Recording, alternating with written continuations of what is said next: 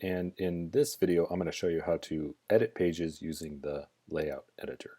This is particularly useful if you work in a office at the university that is not an academic department. A lot of the academic content, particularly degree pages and department pages, have a pre-built structure to them, a very specific or customized content type called a degree or department, but we often have pages in the system that are kind of organic or just have to be kind of free form or open-ended, and we call those component pages. So the layout editor is really a way to edit content within a component page.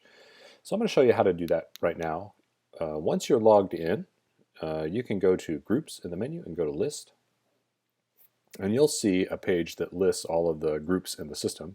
You'll have access to one of these groups. So if, for example, I work in financial aid and I need to edit a component page, I'll be able to see over here a button that says Edit, or in the case of non-academic offices, it'll just say Nodes. But if you don't, you'll just be able to click this little drop-down arrow and click on Nodes. This will show you, once you scroll down, all of the nodes you have access to in Drupal or in the system. These nodes or pages have a type, and if you see the type here called degree or department, then your editing process is going to be a little bit different than this. But if you see one called component page, what you're going to need to do is edit that page using the layout editor. So I'm going to just go ahead and edit this consumer information page. And to do that, over here on the right, you click the little drop-down arrow and click Edit Node. But you'll notice, unlike an academic degree page or department page, there's no form here to edit that content. And instead, to edit the content on the page, you have to click on Layout. That's the big trick. Click on Layout to get to the layout editor. This can sometimes take a second to load because it's really loading a whole bunch of code up front. And what this will do is essentially bring you to a screen that looks like this.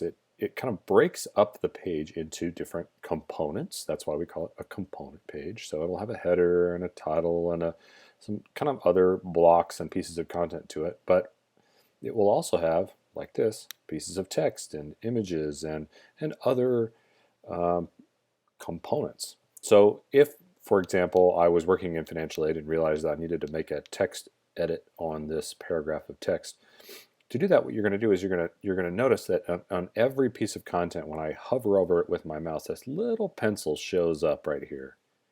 And when I hover over that, I get this little menu. It says Style Settings, Configure, Move, and Remove Block. And if you click on Configure, that'll bring you to the tool where you can make a text change on that component. So that little block of content. So, maybe we misspelled something in here and we need to fix it. Okay, we'll respell N and U.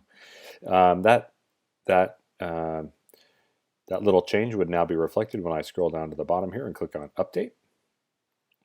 And you should see that reflected immediately inside your content here. But your change will not be saved to the site until you scroll back to the top and click Save Layout. Now, if you work in an office or are part of a group here, what this will do is not publish live directly to the site, but it'll create a revision or a draft of this publish or this content, and that will be saved into a moderation queue that will get approved by the marketing team, i.e. me, Zach. So I'll go ahead and click Save Layout here just so you can see what happens. But really what I will have done is just created a revision and saved that text change using the layout editor. What's nice is it brings you back to the page where you can see what has happened with that text. If you don't see your change reflected, there's often up here a button that says See Latest Version or Latest Revision. And you can click on that button to see the latest revision of a page. You can also, I think, see this revisions button in the system, so it'll show you kind of what has changed over time. We can always roll back a change or change back, create turn a page back to an earlier version, meaning we would see older content. So, if you make a mistake, not a big deal. But That's it. That's how you use the layout editor. The magic is really behind that layout button.